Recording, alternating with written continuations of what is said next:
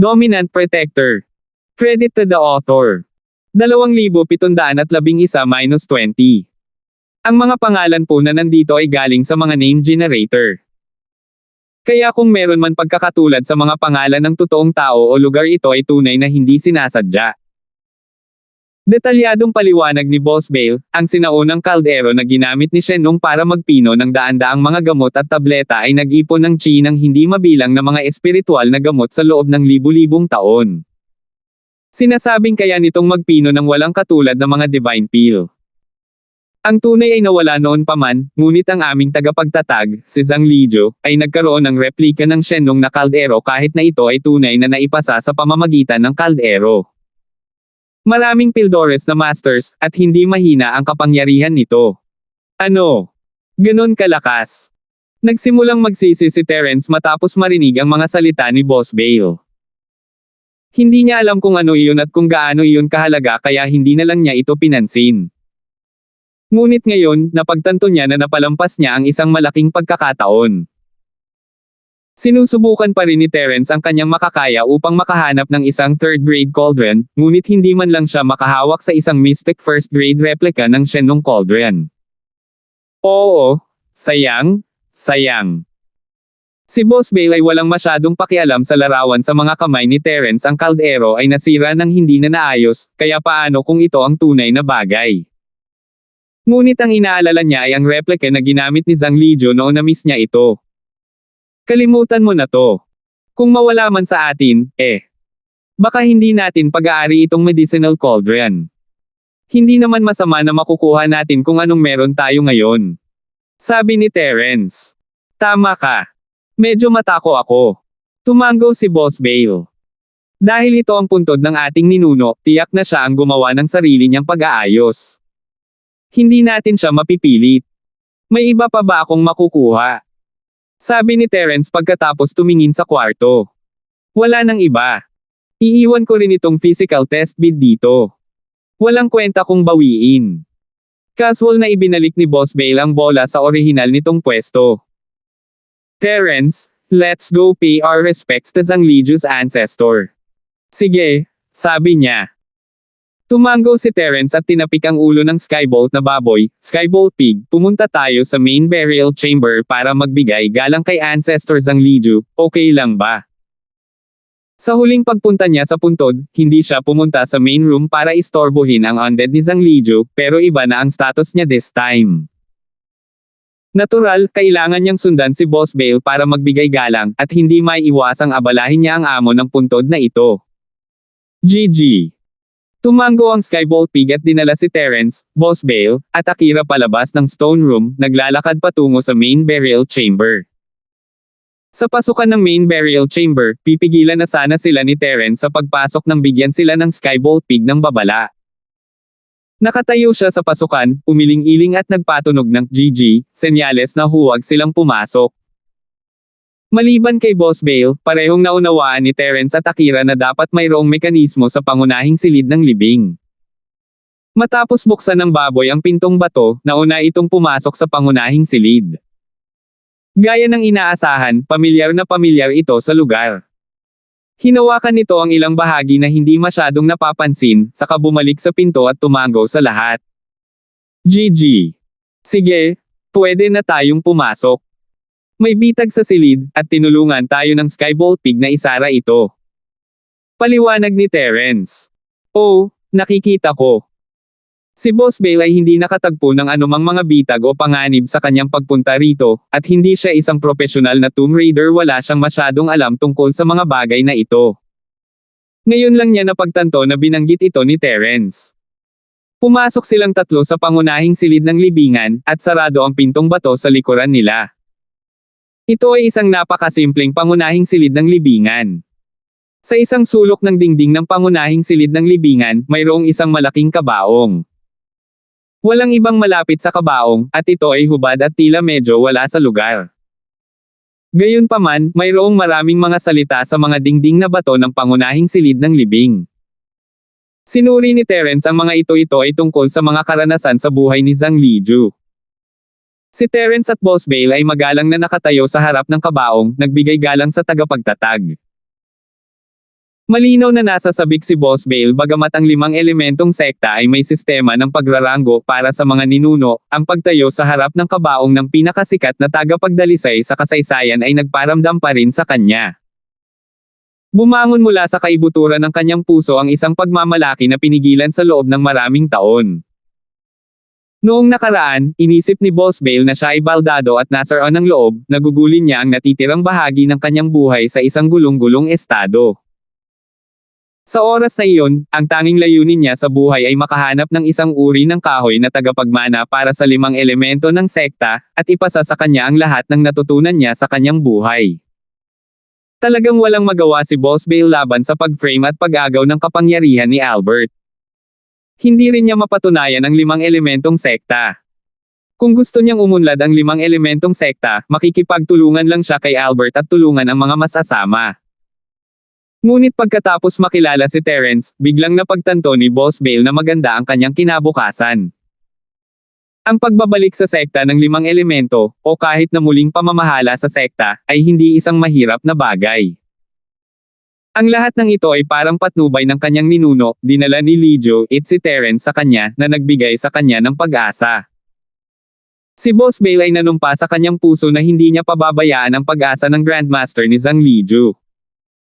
Isang araw, bubuhayin niya ang 5 elementong sekta, at ibabalik ito sa kanyang kaluwalhatian mula sa libu-libong taon na ang nakalilipas. Phew! Nagpakawala ng mahabang hininga si Boss Bale, pagkatapos ay nagsabi, tingnan natin ang mga karanasan sa buhay ng lolo ni Zhang Lijo at umalis. Tapos na ang usaping ito. Sige, sabi niya. Tumango si Terence na may seryosong mukha. Sa pagkakataong ito, iba ang libingan sa huling pagkakataon. Si Terence ay opisyal na sumali sa 5 elementong sekta, naging bahagi nito. Iba ang pakiramdam kapag nakatayo sa harap ng kabaong ni Zhang Lijo. Tahimik na binuhat ni Terence ang skybolt na baboy at tumingin sa dingding kasama niya. Ito ay isang pagpapakilala sa buhay ni Zhang Lijo. Marunong magbasa ang maliit na lalaki, kaya nagpa siya si Terence na hayaan siyang basahin ito para maalala ang nangyari noon. Tingnan nyo, titingin lang ako dito kung may maganda ba. Hindi masyadong interesado si Akira sa karanasan ni Zhang Lijo sa buhay. Tumango si Terence at hindi na nagsalita pa. Sinimulan niyang basahin ang mga salita kasama si Boss Bale. Ang buong buhay ni Lijo ay nakatuon sa pag-aaral ng medisina at alchemy, at napabuti niya ang hindi mabilang na mga recipe, at hindi bihira para sa kanya na muling likhain ang ilan sa mga nawawalang sinaunang table tasks.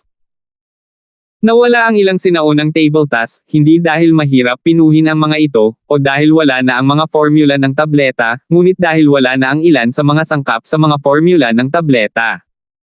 2,712 Ang mga halamang gamot na ito ay nawala, kaya kahit na mayroong isang recipe ng tableta at isang kaukulang alchemist, hindi nila mapino ang mga tabletang ito. Halimbawa, ang Chi Gathering Pill ay isa sa kanila, ngunit sa pamamagitan ng mga kamay ni Zhang Lijo, pinalitan niya ang ilan sa mga extinct na sangkap sa Chi Gathering Pill ng ilan sa mga kasalukuyang sangkap. Bagamat nabawasan ang epekto, nakamit pa rin nito ang ilan sa mga epekto ng Chi Gathering Pill. Ito ang mahiwagang bahagi ni Zhang Lijo. Sa taong iyon, nakatipon si Zhang Lijo ng maraming masters sa paligid niya, at dahil doon, nagkaroon siya ng walang katapusang supply ng resources. Gayunpaman, ang pagbabago ng recipe ay hindi isang mahirap na bagay para kay Terence. Madali niya itong magagawa sa kanyang mga kakayahan, ngunit hindi niya ito magagawa pagdating sa pagpino ng mga elixir. Natukoy ng pangangatawan ni Terence na hindi niya kayang pinuhin ang mga elixir. Pagkatapos basahin ni Terence ang kwento ng buhay ni Zhang Lijo, natapos din si Boss Bale. Terence, let's go. Sige. Sumagot si Terence at tinawagan si Akira. Akira, let's go. Gayunpaman, nang lumingon si Terence kay Akira, nagulat siya nang makitang wala na si Akira. Oo, nawala si Akira. Tanging sina Terence, Boss Bale, at Skybolt Pig ang naiwan sa walang laman na libingan. Hindi kailangan ni Terence ang liwanag para maramdaman ang lahat ng nasa libingan habang nakapikit. Si Akira ay wala kahit saan. Akira. Bulalas ni Terence, hindi namamalayang ibinaling ang kanyang ulo upang tingnan ang pasukan ng pangunahing libingan. Nakasara pa ang pintong bato, hindi nakabukas. Nakaramdam ng lamig si Terence sa kanyang gulugod. Saan nagpunta si Akira?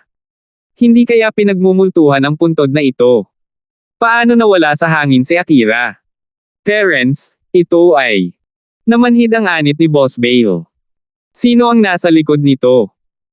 Pinagmasdan ng matatalas na mata ni Terence ang bawat sulok ng main burial chamber, ngunit wala pa rin siyang mahanap na bagay na wala sa lugar. Walang iba sa pangunahing silid ng libingan maliban sa isang malaking kabaong. Kung may nagtatago dito para manggulo, hindi maisip ni Terence kung saan sila magtatago. Ngunit kung walang tao sa likod nito, saan napunta si Akira?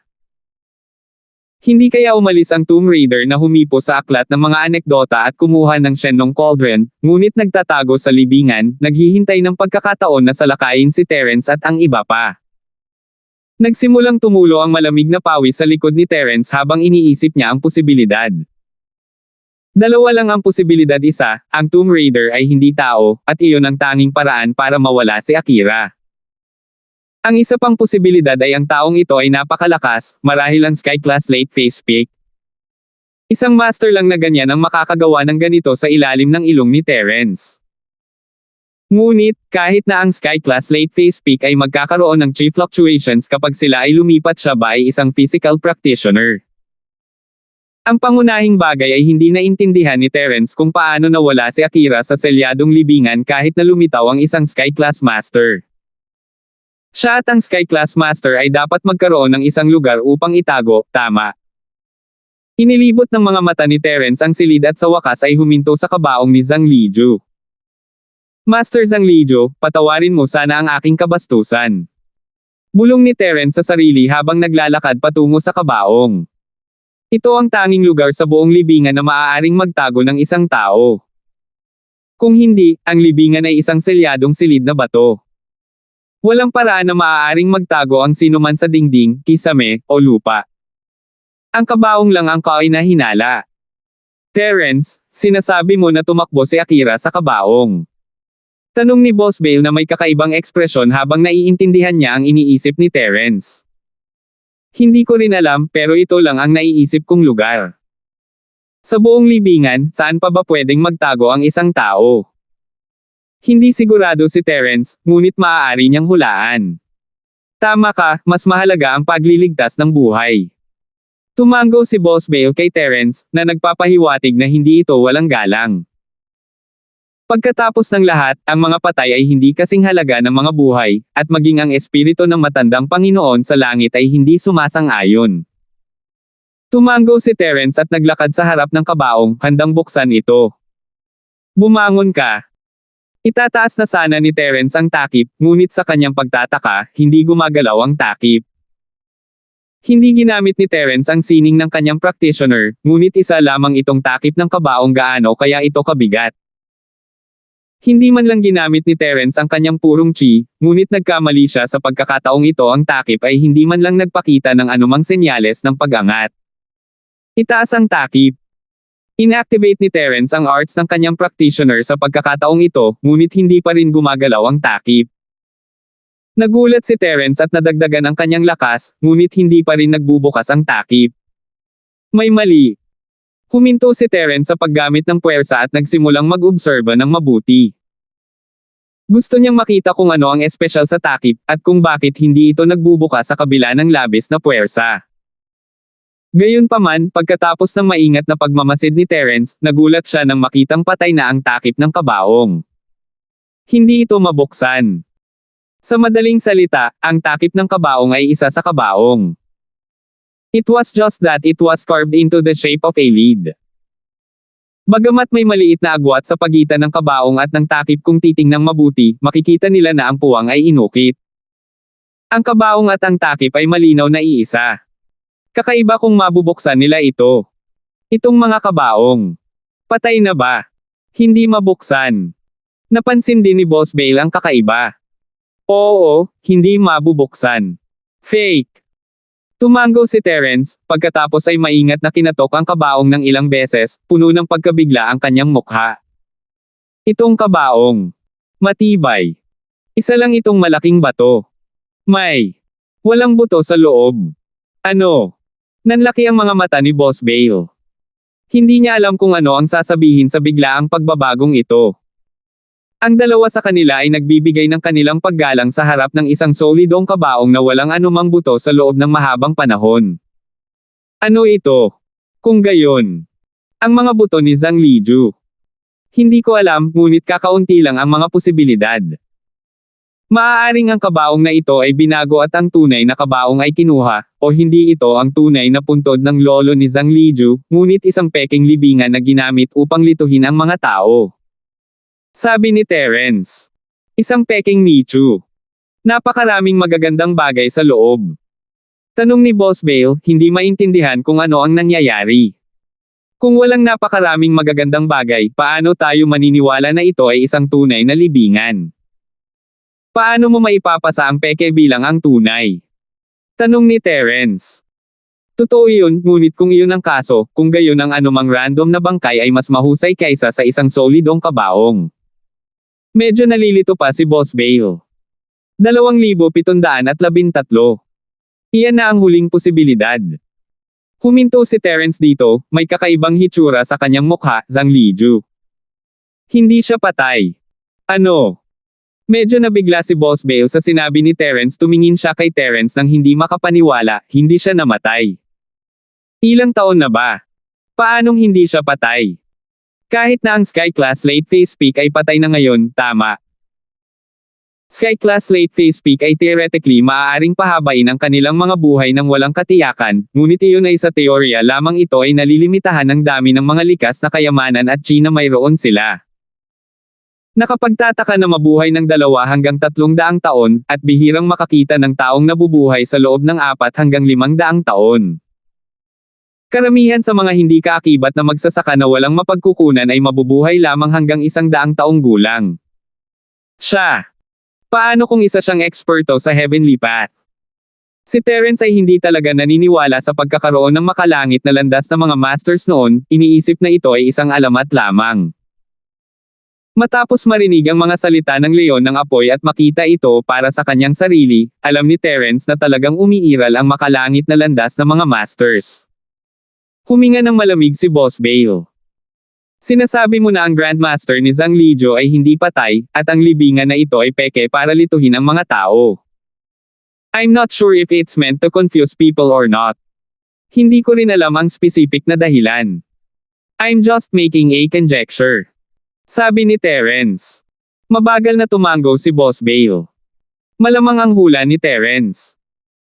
Sa pag-iisip hanggang sa puntong ito, nagtatakang nagtanong si Boss Bale, kung ang tao sa libingan ay lolo ni Zhang Liju, bakit niya inagaw si Akira para takutin tayo?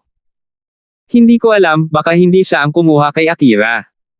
Umiling si Terence, marahil matagal nang wala rito ang matandang master na si Zhang Liju. Kung hindi, hindi magiging maayos ang ating unang tomb raid. At saka, ang Skybolt Pig ay nabubuhay ng mag-isa nitong mga taon. Biglang naisip ni Terence ang Skybolt na baboy at mabilis na sinipa ang maliit na lalaki. Sabi ko, maliit na bagay, patay na ba si Zhang Liju o hindi? GG. Umungol ang baboy at itinuro ang paa nito sa lupa, na nagpapahiwatig na ang sahig ng silid na bato ay napakahirap para magsulat. Sasabihin pa lang ni Terence na huwag siyang magsulat para lang gumuhit ng mga salita sa lupa nang biglang nawala ang kabaong. Ang batong kabaong. Nawala sa manipis na hangin. Nawala ito sa harap ni Terence at Boss Bale. Ang lugar kung saan orihinal na inilagay ang batong kabaong ay naging patag na lupa. F***.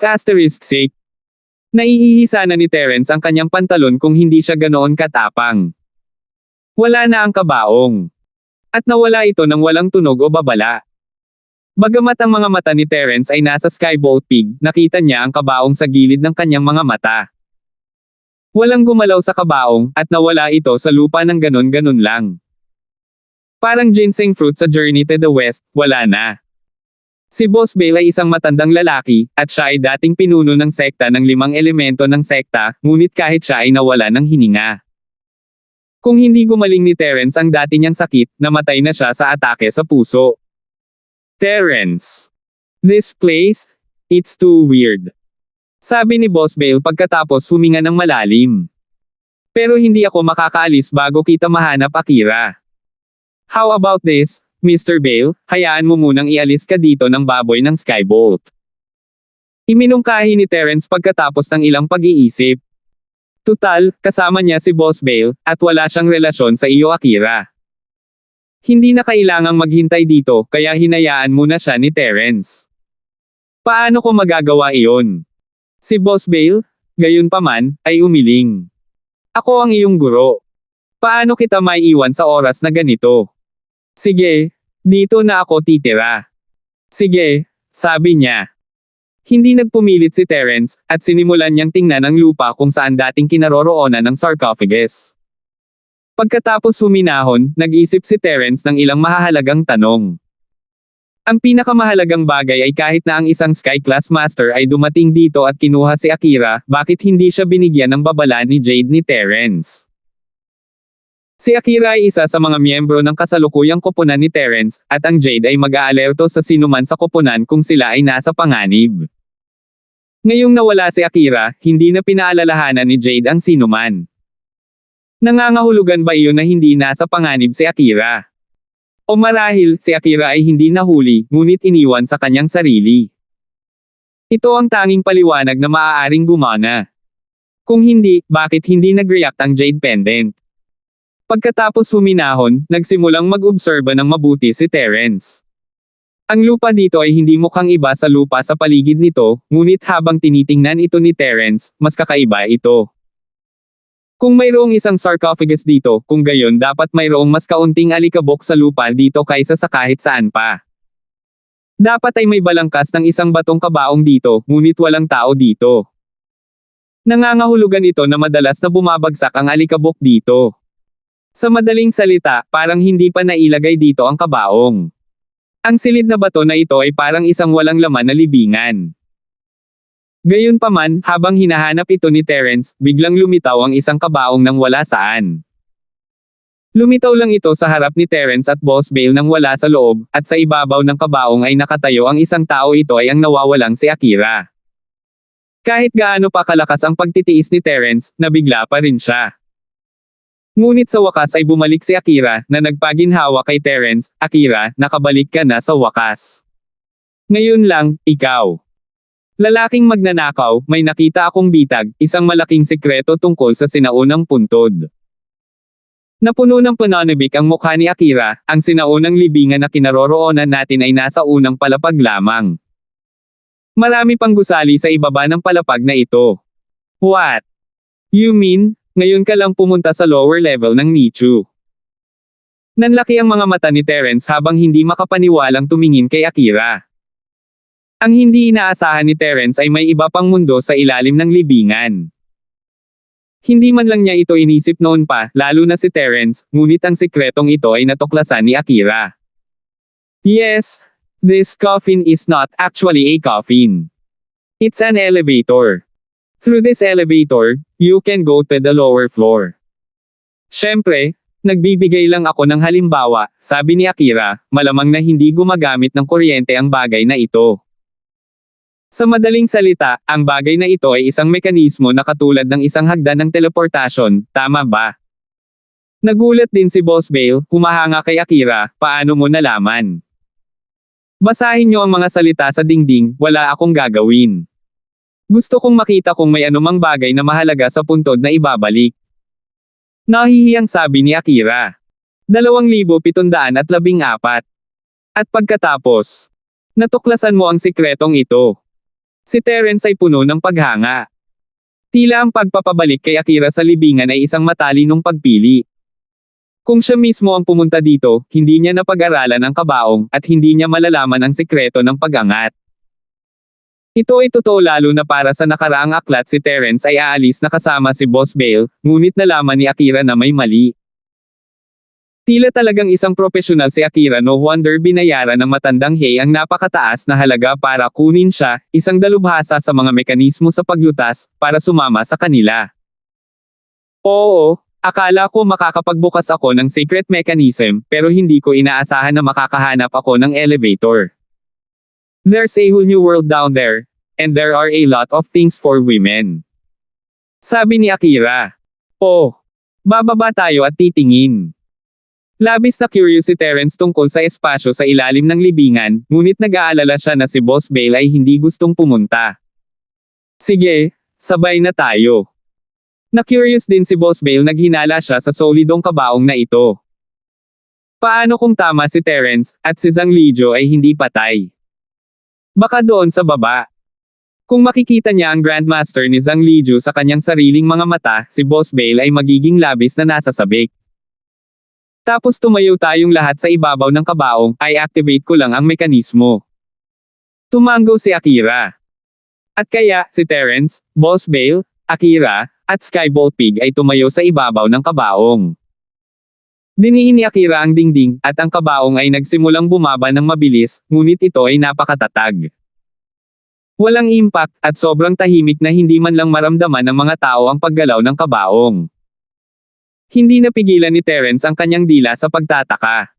Kakaiba ang disenyo ng libingan. Tiningnan ni Terence ng maigi at nalaman na ang mekanismong pinindot niya ay walang anumang bukol o bukol. Walang mali doon, at hindi niya alam kung paano niya nalaman. Hindi nagtagal ay huminto ang kabaong, at bumaba ang tatlo sa kabaong. Nasa isang bakanting silid na bato sila ngayon, ngunit kitang-kita na ang silid na ito ay iba sa nono walang mga ukit ni Zhang Lijo sa mga dingding. Nakakunot ang noo ni Terence habang pinapanood ang baboy na tumalon pababa sa kabaong. Mukhang hindi naman nagulat ang lalaking ito.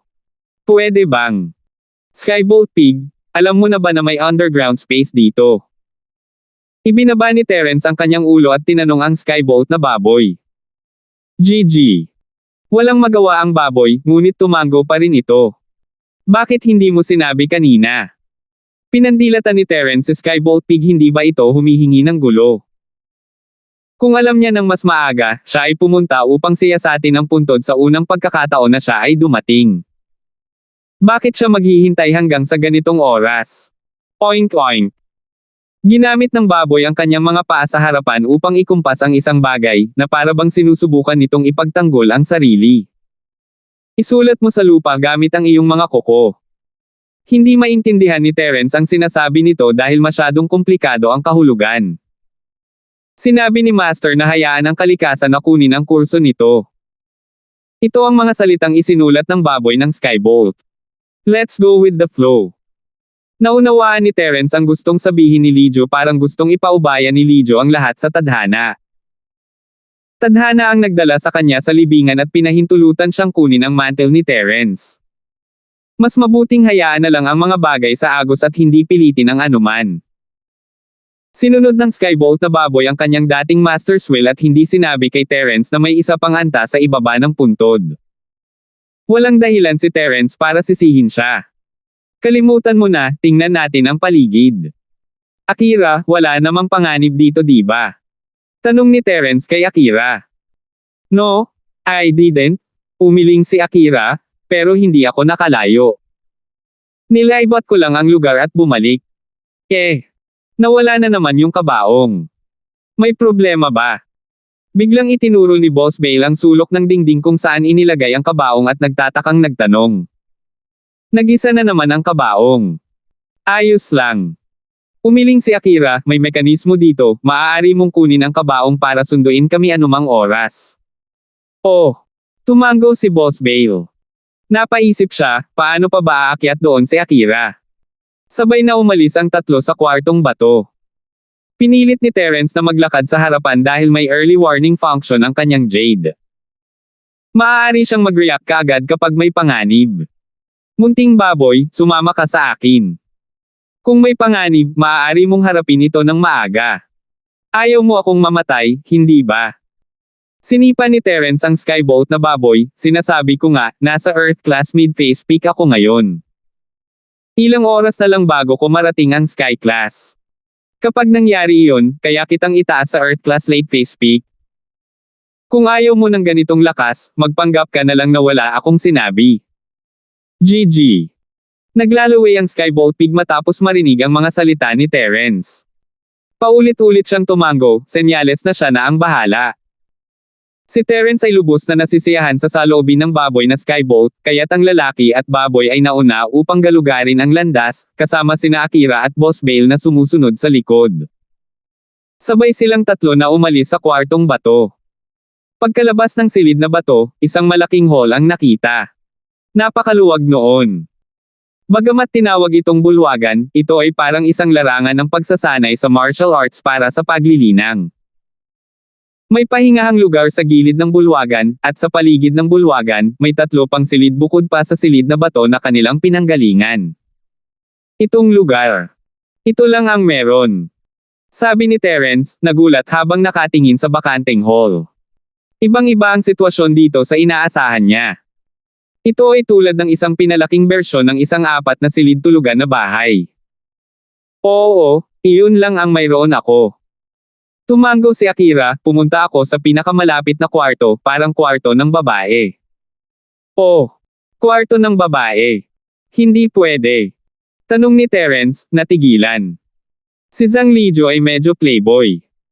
Nakikitira sa isang kagandahan sa isang sinaunang libingan. Ubo. Namula rin ang mukha ni Boss Bale.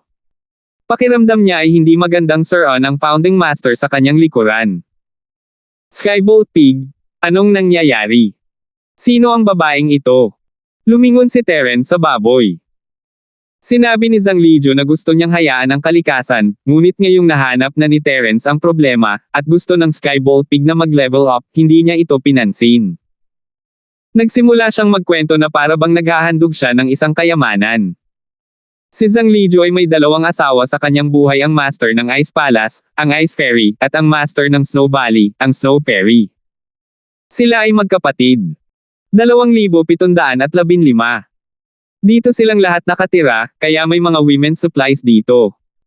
Ang silid sa itaas ay palabas lamang, at dito nakatira si Zhang Lijo, ang engkanto ng yelo, at ang diwata ng nyebe.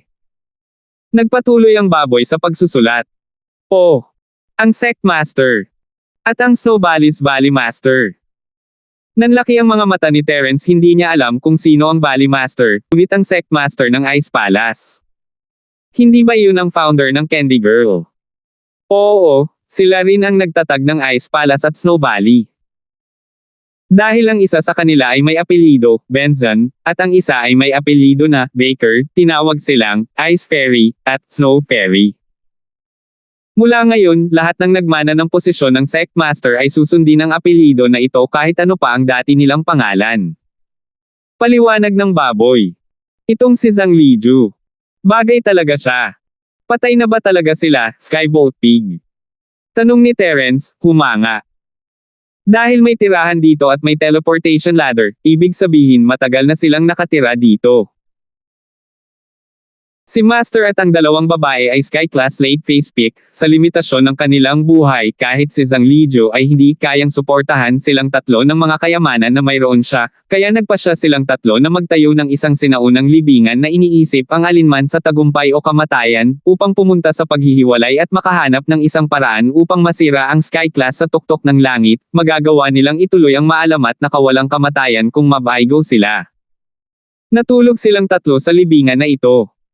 Kung gayon, patay na ba si Zhang Lijo o hindi? Tanong ni Terence. Hindi ko akalain na patay na siya. Sumulat ang baboy pagkatapos ng ilang pag-aalinlangan. Hindi siya dapat patay. Ano ang ibig niyang sabihin sa malamang hindi patay? Ano ang kahulugan nito? Patay ay patay, buhay ay buhay. Tanong ni Terence, nalilito. Isang araw, sabay silang nawala. Ang hula ko ay nagtagumpay sila. Pagkatapos maging Sky Master, pupunta sila sa isang lugar na tinatawag na Sky-class Island. Maraming kaibigan si Master, kaya dapat may paraan siya para makarating doon. Sumulat ang baboy. I see. Tumango si Terence. Kung ganoon nga, malamang nabuhay pa si Zhang Lijo, at gayon din ang 2 niyang kaibigang babae. Hindi ka ba bumalik para tingnan? Hindi ko kaya. Itinuro ng baboy ang pintong bato sa itaas ng silid sa pinakamalayong distansya at sinabing, ang pintong batong iyon ay mabubuksan lamang ng isang Sky-class o mas mataas na master, hindi ko ito mabuksan. Nawala sila sa kwartong iyon. Oh! Nagulat si Terence, hindi niya akalain na magkakaroon ng ganitong bitag sa libingan. Nais niyang suriin ito.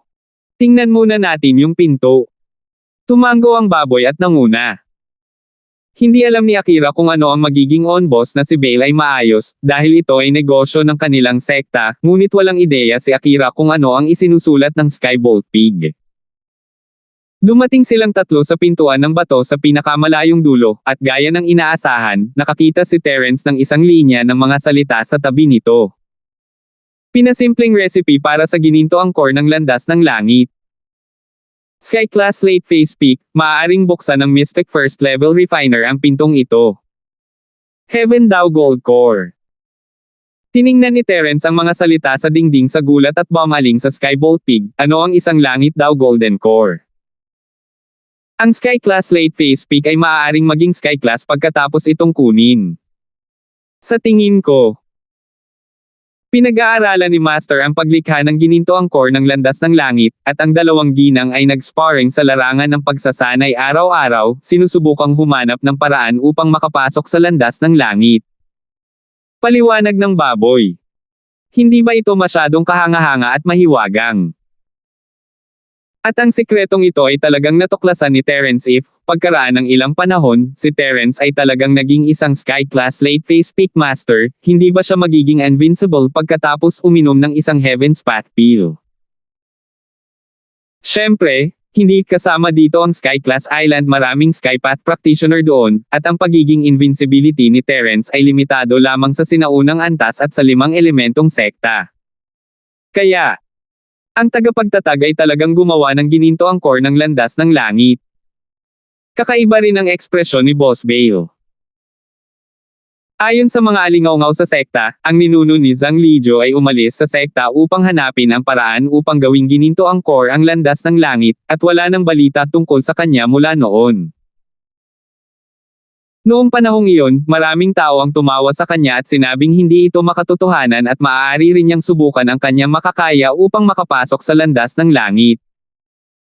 Ngunit ang ninuno ni Zhang Lijiu ay matatag na naniniwala na maaari niyang gawing Golden Core ang landas ng langit. Gayunpaman, dahil wala ng balita mula sa Founding Master, ang bagay na ito ay unti-unting nawala at walang nagbanggit muli. Parang nagtagumpay talaga siya. Si Terence ay napuno muli ng pag-asa at kumpiyansa para sa hinaharap. May mga panganib at kahirapan habang naglalakad siya ng hakbang-hakbang, ngunit ginantimpalaan ng langit ang masipag. Ang pagsusumikap ni Terence ay nagbigay sa kanya ng pag-asa. Ngunit hindi tayo maaaring pumasok sa ngayon. Sa totoo lang, gusto rin ni Boss Bale na makita kung ano ang hitsura ng Heaven Daw Golden Core Pill formula sa lalong madaling panahon. Pagkatapos ng lahat, siya rin ay isang alchemist, at nagkaroon siya ng pakiramdam na hindi niya matiis na humiwalay dito.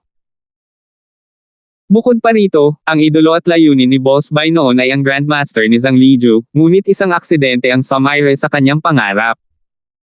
Ngayon, nagkaroon na naman siya ng pag-asa. Pumunta tayo at tingnan ang iba pang mga silid. Hindi sinubukan ni Terence na basagin ang pinto ng may malupit na puwersa, kinailangang magbantay si Lijiu dahil sinabi niya ito, at ayaw niyang sayangin ang kanyang pagsisikap. Pumunta siya sa gitnang silid, ang hindi pa napupuntahan ni Akira. Hanggat walang panganib, pagkatapos ay walang panganib.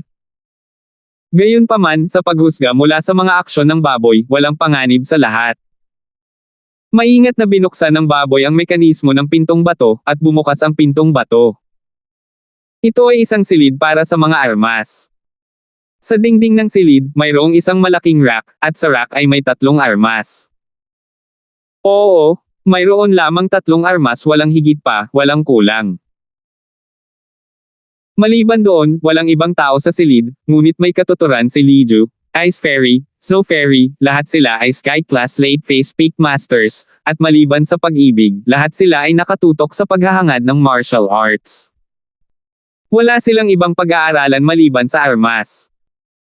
Ang 3 sandata na ito ay dapat ang makalangit na sandata ni Zhang Lijiu, Ice Fairy, at Snow Fairy, tama ba?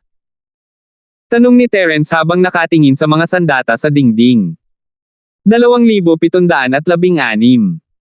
Hindi, si Master ay isang alchemist. Wala siyang armas.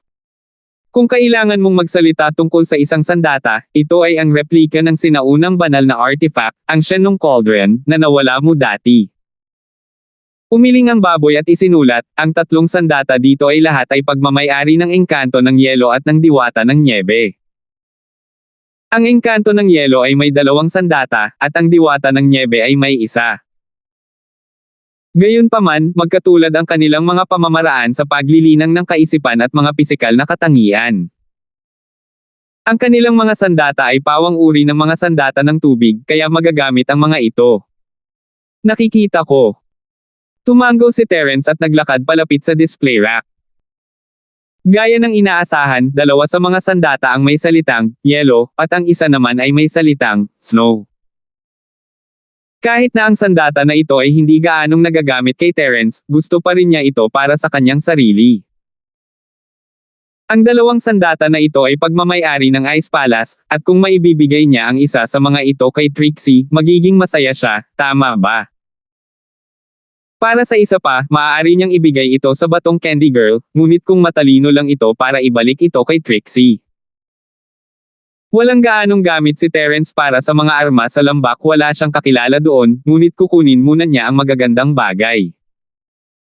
Sino ang nakakaalam kung kailan sila magiging kapaki-pakinabang pagsisisihan niya kung muli silang ninakaw tulad ng Shenlong Cauldron. Skybolt Pig, kaya kung kunin ang lahat ng ito, tama? Tanong ni Terence. You're my master's fated person and also my new master. Of course, you can. These things are all yours. Sumulat si Skybolt Pig, halatang dahil sa mga tagubilin ni Zhang Liju. Sige, hindi ako tatayo sa seremonya. Dahil doon, kinuha ni Terence ang 3 armas at inilagay sa kanyang bag.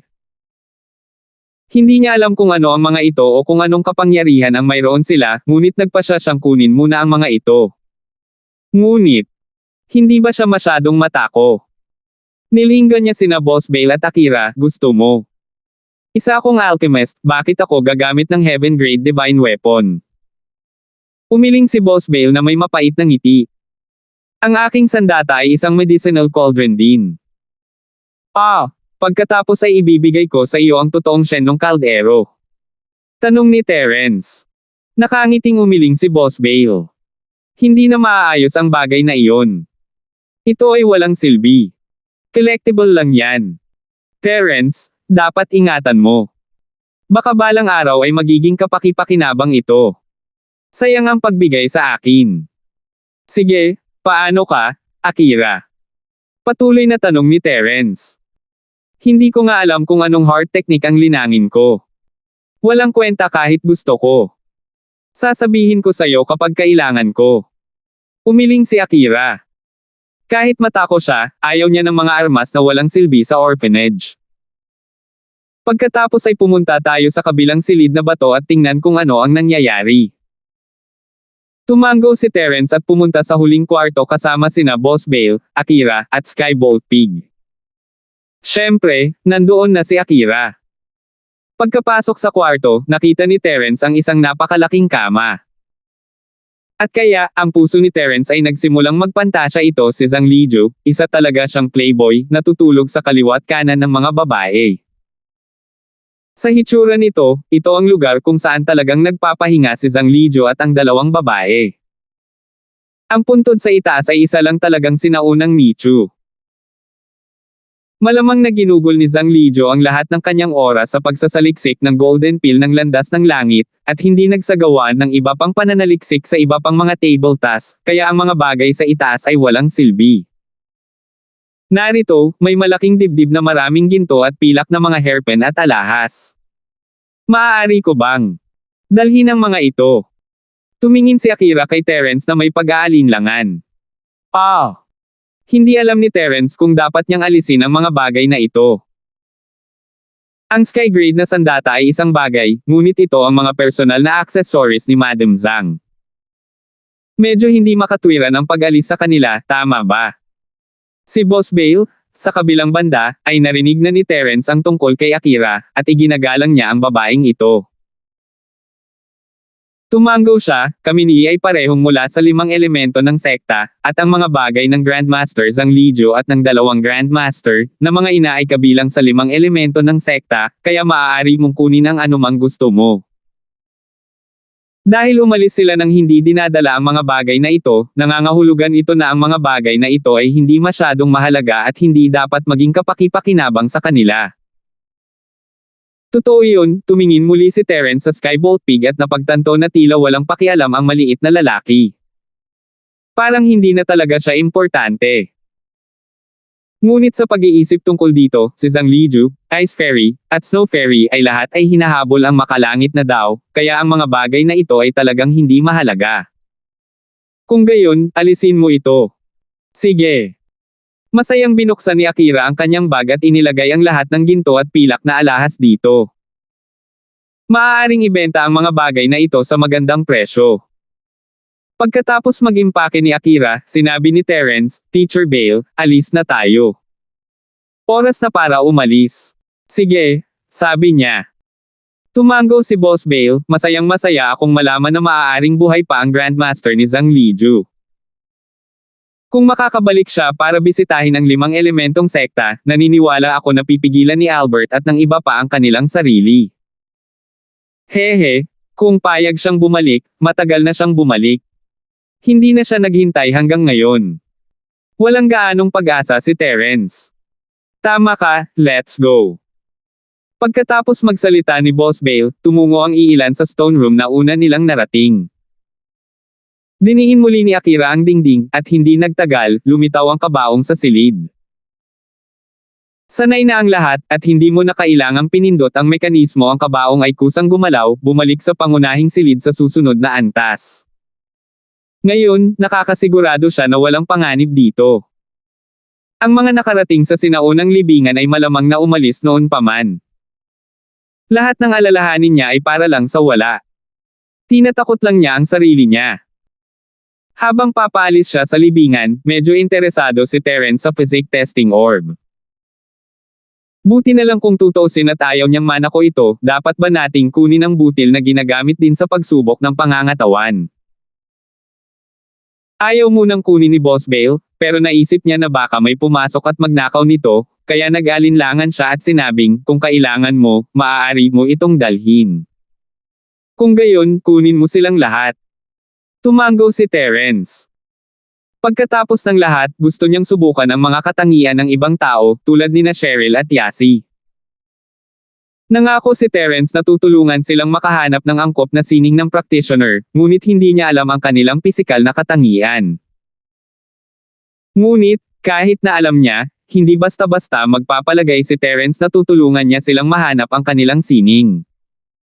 2,717 Pagkatapos ng lahat, karamihan sa mga katangian ng katawan ay nakatago, at hindi makikita ng isa ang mga ito maliban kung gumamit sila ng mga espesyal na pamamaraan.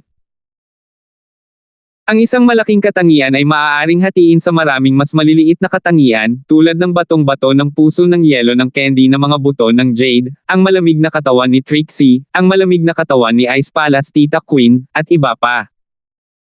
Ang lahat ng ito ay nasa ilalim ng elemento ng tubig. At ang mga katangiang ito ay hindi masusuri sa bilog na butil na ito.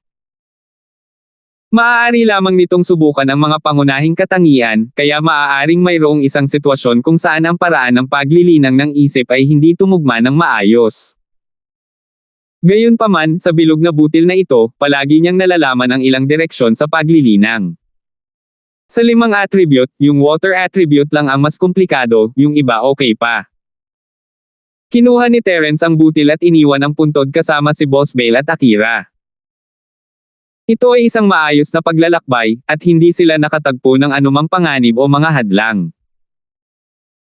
Nakapasok na silang 3 sa sinaunang libingan noong madaling araw, at paglabas nila, isa na itong mabituing langit. Sa pagkakataong ito, bumalik silang 3 na punong-puno ng kargada. Nakakuha si Akira ng napakalaking tumpok ng ginto at pilak na alahas. Nakuha ni Terence ang sagot sa kanyang pangangatawan. Nakuha niya ang 3 sky grade na sandata at isang bilog na butil upang subukan ang kanyang pangangatawan, at si Boss Bale ay nakakuha ng ilang panabik na balita baka hindi pa patay ang Grandmaster ni Zhang Liju. Matapos ibalik si Akira sa orphanage, bumalik sina Terence at Boss Bale sa lungsod ng Stonegate. Ayaw umalis ni Akira, ngunit kasama si Boss Bale, ayaw niyang manatili pa ang lalaking magnanakaw. Hinawakan niya ang kamay niya at hinayaan siyang umalis. Napabuntong hininga si Akira habang pinagmamasdan ang pagkawala ng sasakyan. Ito ba ay pag-ibig? Kung ang lalaking magnanakaw ay si Terence, kung gayon ay wala ng maraming bagay na dapat ipag-alala. Ngunit siya ay hindi, at hindi niya alam kung paano haharapin ang Terence na ito na lalong nagiging walang kabusugan. Ngunit sa pag-iisip tungkol sa mga ginto at pilak na alahas sa kanyang bag, siya ay natuwa muli. Lahat ito ay mga sinaunang bagay, ang mga ito ay medyo mahal kahit na ang mga ito ay hindi nagkakahalaga ng mga lungsod. Hindi siya nag-aksaya ng oras sa pagpunta rito. Sa pagbabalik, iniisip pa rin ni Boss Bale ang katotohanang maaaring hindi patay si Zhang Liju. Terence, sa tingin mo ba dapat nating hanapin ang Grandmaster ni Zhang Liju? Kung mahahanap natin siya, matagal na siyang natagpuan ng 5 elementong sekta. Si Zhang Liju ay isang master ng makalangit na daw, hindi siya isang taong madali nating mahahanap. Si Terence naman ay kalmado, hindi niya inaasahan na mahahanap niya si Zhang Liju. Kung gusto ni Zhang Liju na magpakita, gagawin niya. Kung ayaw niya, walang saysay na hanapin siya. Sa 1,000 taon na ang skyboat na baboy ay nasa libingan, hindi niya nakita si Zhang Liju, na nangangahulugang walang balak na bumalik si Zhang Liju. Kung hindi, matagal na siyang bumalik sa 5 elementong sekta. Totoo iyon, I was too impatient, tumango si Boss Bale. Alright, Mr. Bale? Can you tell me the story of Zhang Liju, the Ice Fairy, and the Snow Fairy? You're from the 5-element sect, kaya dapat pamilyar na pamilyar ka sa kwentong ito, di ba? Tanong ni Terence. Masyado siyang curious sa love history ni Zhang Liju, at syempre, dahil din ito kay Trixie. Si Terence ay maaaring ituring na tagapagmana ni Zhang Liju, at si Trixie ang magiging Palace Master. Naramdaman ni Terence na katulad siya ni Zhang Liju, kaya lang wala siyang asawa mula sa Snow Valley. Ang kwento ng pag-ibig ng tableta ng unang henerasyon na si Saint Zhang Liju at ang kanyang 2 lola ay ipinamana sa libu-libong taon. Silang dalawa ay martial sister, at sila ay nagkaroon ng napakagandang relasyon, ngunit sila ay umibig sa parehong lalaki, at ang lalaking iyon ay si Zhang Liju. Ipinaliwanag ni Boss Bale ang nangyari noon, ngunit ang alam niya ay nasa anekdota lamang ng sekta, na hindi opisyal na talaan ng sekta. Gayunpaman, ang pares ng senior at junior na babae na ito ay parehong mapagmataas na tao. Ayaw nilang ibahagi ang kanilang pagmamahal sa iba. O marahil, dahil sila ay senior at junior na kapatid na babae, hindi nila maibaba ang kanilang mukha at ayaw sumuko. Oh! Hindi ba sila nagkasama pagkatapos? Tanong ni Terence, nagulat. Nabalitaan ko mula sa Skybolt Pig ngayon na sumunod silang lahat kay Master Zhang Liju. Dati, ang alam ko lang ay nagpakasal si Master Zhang Liju kay Matriarch Ice. Mapait na ngumiti si Boss Bale. Gayunpaman, nang maglaon, pinili niyang sumuko. Ang dahilan ay mayroon siyang espesyal na saligang batas. Nalisan siya ng malamig na lason at hindi na mabubuhay ng lampas sa 20 taong gulang. Kaya naman, nang marinig niya ang balita, ayaw na niyang makipag-away pa sa kanya. Ibinigay niya sa kanya ang lalaki. Malamig na lason. Malamig na katawan ni Yin. Napakurap si Terence, naalala ang espesyal na konstitusyon ni Trixie. Sinabi ng Rock na Candy Girl na ang konstitusyon ni Trixie ay katulad ng kanilang founder, parang totoo. Tama, ang lamig ng katawan ni Yin. Tumango si Boss Bale at nagpatuloy, iyon ang dahilan kung bakit pinili ng Ice Matriarch na umatras, ngunit si Zhang Liju ay isang mahusay na tao rin dinala niya ang Ice Matriarch sa Ice Mountain, kung saan matatagpuan ang Ice Palace, at natagpuan ang apoy na bunga ng espirito, matagumpay na pinananatiling buhay ang Ice Matriarch. Sa bundok, natagpuan din ng Ice Matriarch ang pamana ng Ice Mountain, at natagpuan ang mga sinaunang guho ng Ice Palace, na nagsimula ng kanyang sariling sekta.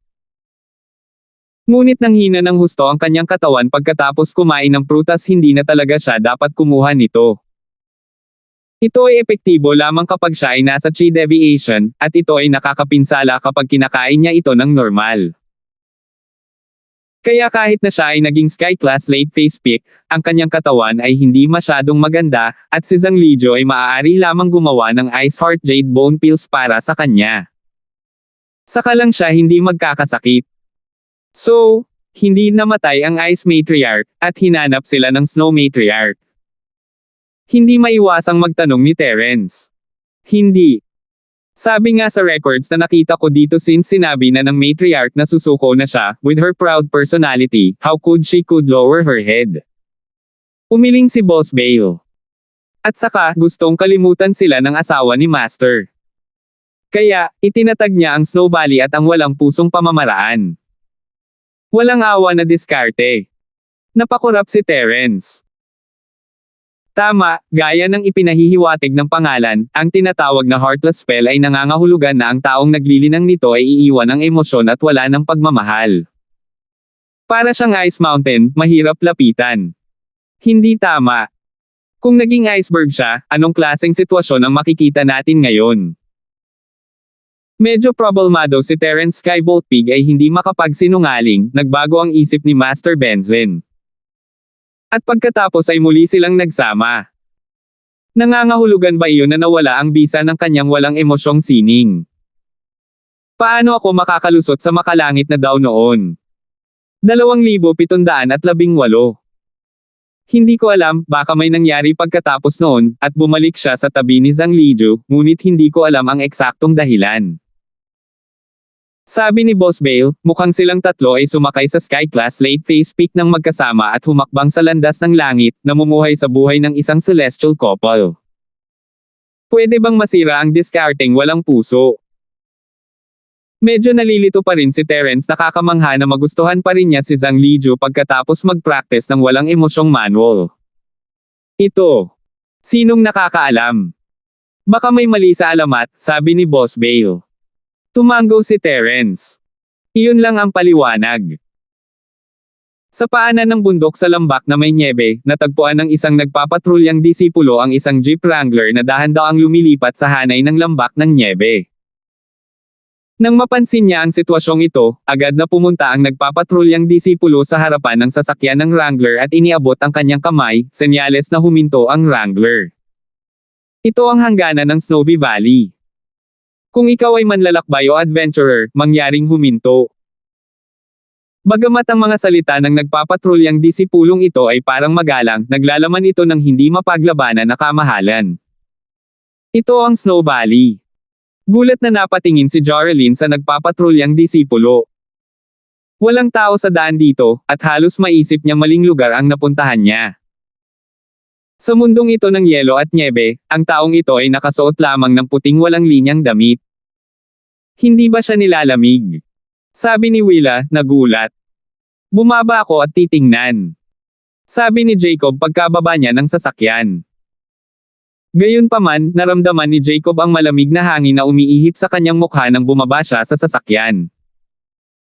Nanginginig siya habang itinaas ang kanyang kwelyo, "Hello, ikaw ba ay isang alagad ng Snow Valley? Ang ihilan sa amin ay patungo sa Snow Valley, maaari ka bang tumulong na manguna? You're heading to the Snowy Valley. Sino kayong mga tao? Anong ginagawa nyo dito?" Ang nagpapatrulyang disipulo ay kumurap si Jacob at ang iba pa ay hindi mukhang mga practitioner. Wala silang aura ng isang practitioner, mas mukhang mga turista. Binisita ko ang isang matandang kaibigan. Sabi ni Jacob. Pagbisita sa isang matandang kaibigan. Nasaan ang mga dati mong kaibigan? Tanong ng disipulo. It's Josephine. Siya ang childhood friend ng girlfriend ko, kaya nandito kami para bisitahin siya ng magkasama. Paliwanag ni Jacob. Ano? Nandito ka ba para bisitahin si Kuya Duran? Nagulat ang disipulo nang marinig niya ang pangalan ni Josephine. Ang kanyang ekspresyon ay nagbago mula sa malamig hanggang sa magalang, "Please follow me, but you have to wait in the guest room for a while. I have to report this." "Sige, walang problema. Salamat." Magalang na sabi ni Jacob.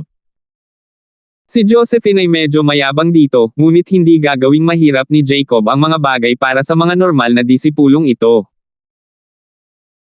Bumalik si Jacob sa kanyang sasakyan at sinundan ang nagpapatrulyang disipulo sa isang silid ng panauhin sa lambak upang magpahinga sandali, habang ang nagpapatrulyang disipulo ay pumunta upang iulat ang katotohanan.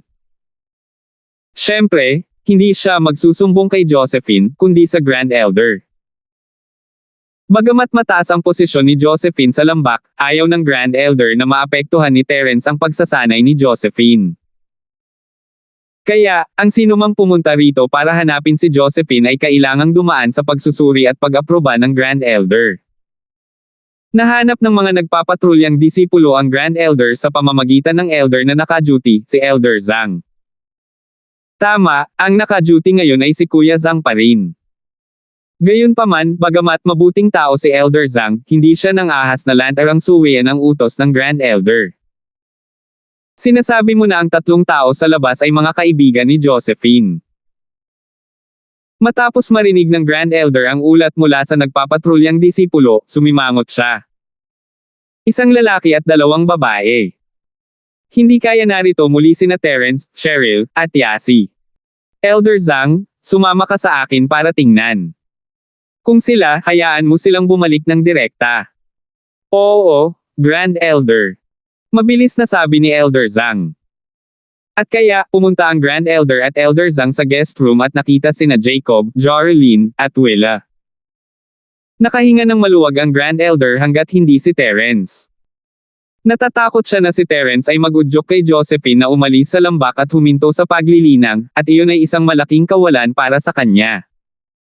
Ito ang Grand Elder ng ating Snow Valley. Ipinakilala ni Elder Zhang ang tatlo. Pagbati, Grand Elder. Magalang ang tono ni Jacob, ngunit hindi niya ito masyadong inisip. Kaya ito ang sinasabi ng matandang hag na si Yasi, hindi siya mukhang madaling pakisamahan. Ano ang pakay mo sa pagpunta dito? Direktang tanong ng Grand Elder. Matagal na naming hindi nakikita si Josephine, at gusto lang namin siyang makita. Wala kaming ibang layunin. Magalang na sabi ni Jacob. Naku, hindi na kailangan pang makita siya. Nasa kritikal na sandali si Josephine sa kanyang cultivation, at ayaw kong patuloy niyang isipin ang nakaraan. Baka isipin niya si Terence kapag nakita kanya, at magiging napakasakit nito. Maaapektuhan nito ang kanyang paglilinang, at kung siya ay pumasok sa chi deviation, ang kahihinatnan ay hindi mo at ako ay makakayanan. Ikinaway ng Grand Elder ang kanyang kamay at may naisip na plano. Chi deviation. Napakurap-kurap si Jacob, hindi niya akalain na ang isang tingin lang kay Josephine ay magiging sanhi ng pagngangalit ng kanyang chi. Tama, lahat kayo ay kaibigan ni Josephine, kaya wala akong pakialam na sabihin sa inyo ang mga detalye. Kumunot ang noo ng Grand Elder at sinabing, sigurado akong alam na ninyo na dapat ginagamit ni Josephine ang herb liquid kapag siya ay nagsasanay, ngunit sa halip ay ibinigay niya ito kay Terence. Kaya nga may problema sa kanyang pagsasanay ngayon. Sa puntong ito, hindi napigilan ng Grand Elder na mapabuntong hininga, ang pagsasanay ni Josephine ay ang walang pusong spell. Ang pagkakaroon ng mga emosyon sa iyong puso ay makakaapekto sa iyong pagsasanay, at ito ay magiging lubhang masakit sa panahon ng pagsasanay. Kung hindi niya makakalimutan si Terence, pagkatapos ay patuloy siyang maghihirap. Kung pumasok siya sa chi deviation, mawawala ang lahat ng lakas niya, o kung seryoso ito, sisubog siya at mamamatay. Ano? Pwede ka pang sumabog at mamatay. Dilat ang mga mata ni na Jacob, Jorlyn, at Willa. Siyempre. Karaniwang namamatay sa chi deviation sa cultivation. Hindi sa nagsisinungaling ang Grand Elder, talagang umiral ito, ngunit medyo pinalaki ng Grand Elder.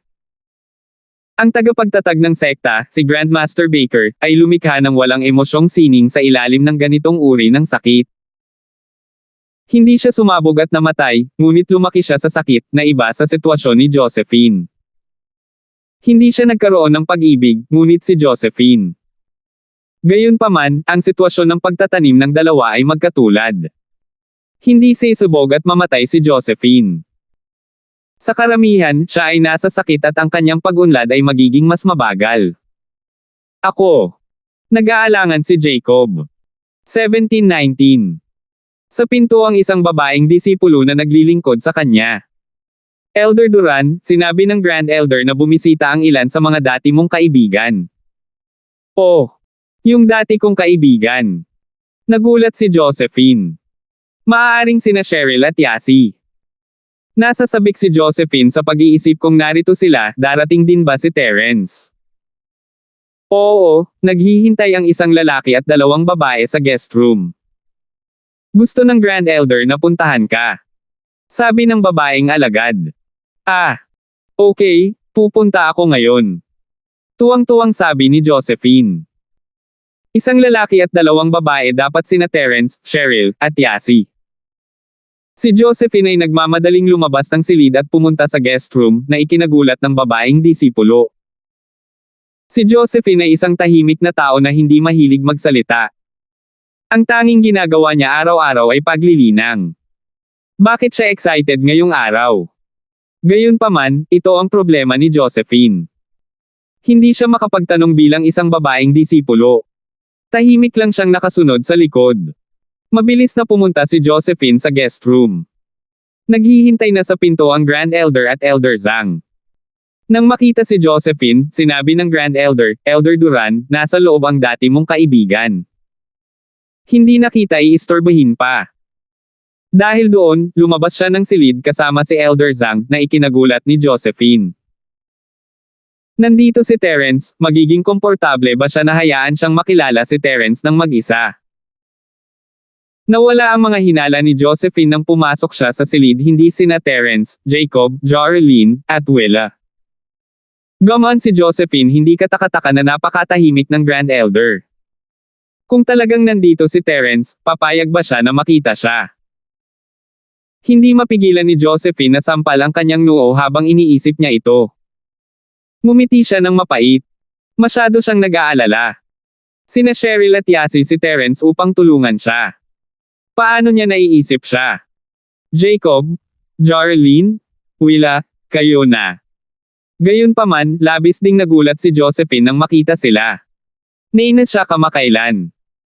Ayaw niyang makipag-usap kahit kanino dito maliban sa kanyang mga foster parents at sa kanyang biological mother. Walang pagkakatulad maliban sa pagtatanong tungkol sa paglilinang ni Milky. Josephine, okay ka lang? Nasasabik si Jorelyn na makita rin si Josephine siya ay tumakbo at hinawakan ang kamay ni Josephine kasama si Willa. Jorelyn? Willa?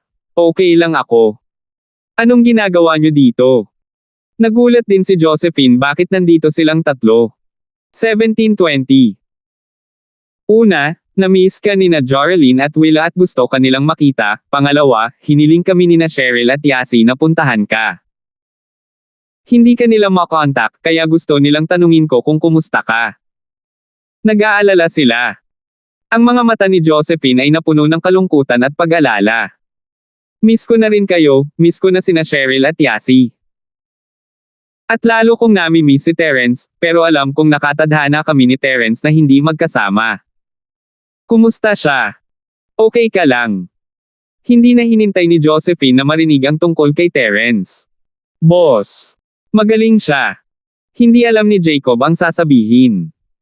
Ano ang lakas niya ngayon? O tama, narinig ko na ang Hidden House York, Hidden House U, at Hidden House na si Hale ay nagpadala ng mag-asawa sa kanilang mga masters upang hanapin si Terence, ngunit hindi nila siya natagpuan, hindi ba? Nalutas na ba ang bagay na ito? Labis na nag-aalala si Josephine sa kaligtasan ni Terence.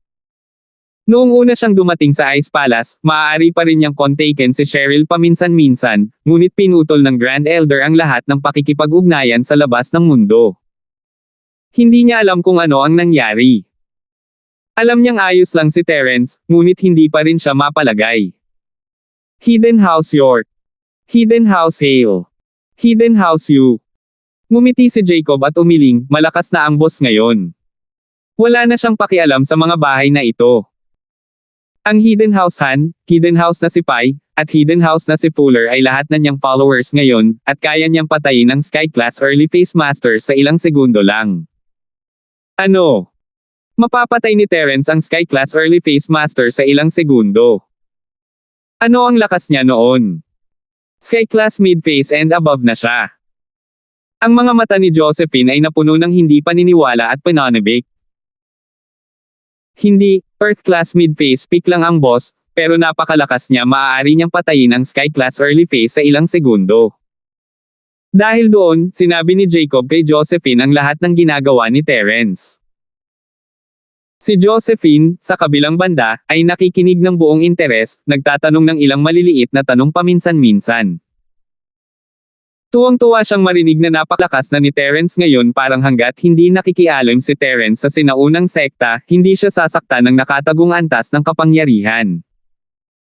Maaaring umalis na ang Grand Elder, ngunit isa pa rin siyang Sky Class Late Phase Peak, naririnig niya ang pag-uusap sa silid mula sa malayo. Nagulat siya nang marinig niya na si Terence, isang Earth Class Mid Phase Peak, ay pumatay ng isang Sky Class Early Phase sa isang iglap. Hindi ba medyo mabilis ang paglaki ni Terence? Hindi gaanong pinansin ng Grand Elder si Terence, kaya hindi niya alam kung ano ang nangyari kamakailan. Ngayon lang niya napagtanto kung gaano kalakas si Terence matapos marinig ang paliwanag ni Jacob. Ngunit ang Grand Elder ay hindi masyadong nag-aalala pagkatapos ng lahat, ang antas ni Terence ay napakalayo sa kanya. Ang maagang yugto ng Sky Class ay isang bagay na madali niyang mapatay, ngunit si Terence ay nasa kalagitnaan lamang ng Earth Class. Kahit gaano pa siya kalakas, hindi siya makalusot sa hadlang ng lakas. Natutuwa akong marinig iyon. Tumango si Josephine, nasisiyahan. Hindi na niya kailangang mag-alala pa tungkol kay Terence. Tama, sinabi sa akin ni Trixie noon na dapat makakuha ng pangunahing asawa si Terence. Sino ang pangunahing asawa niya ngayon? Si Cheryl ba? Ako. Nag-iisip lang si Jacob kung paano kakausapin si Josephine nang magtanong siya. Hindi, ang kasalukuyang unang asawa ni Terence ay si Melissa. Melissa. Nagulat si Josephine, hindi pa niya narinig ang pangalang ito. Saan nanggaling ang lalaking ito? Oo, Melissa ang pangalan niya. Kaklase at deskmate siya ng boss sa universidad. Nakuha ko ang impormasyon mula kay Cheryl at sa iba pa. Nakatira siya ngayon sa villa ni boss, at nabalitaan ko na nakikisama siya sa isang kwarto. Matapat na sabi ni Jacob. Ayaw niyang pukawin si Josephine, ngunit wala siyang pagpipilian pagkatapos ng utos ng Grand Elder. Sila ay buhay na magkasama.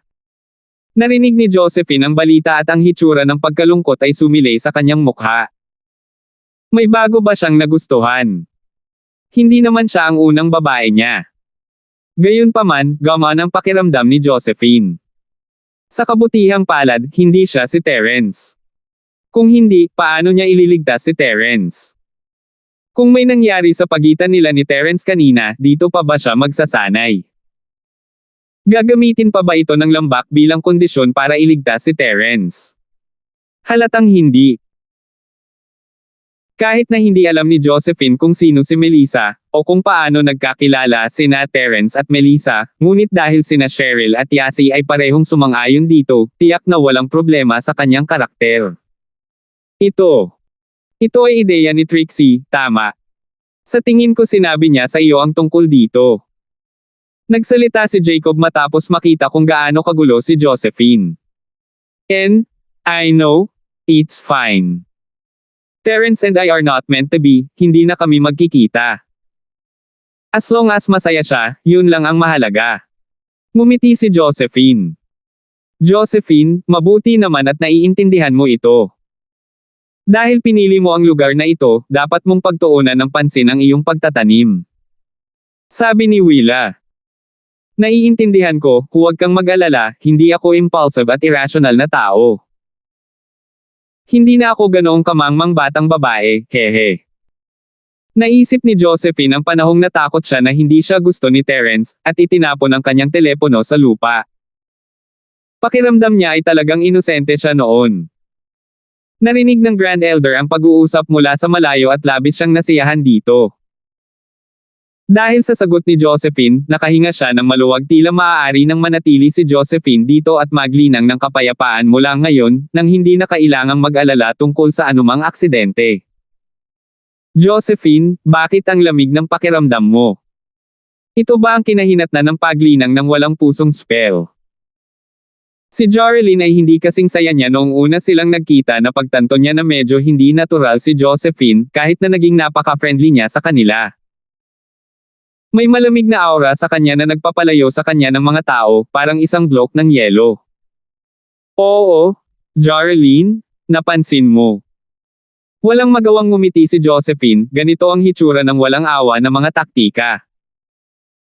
Kaya, kapag sinanay ko ito sa sukdulan, kahit na iniisip ako ni Terence, hindi na niya ako gugustuhing makasama.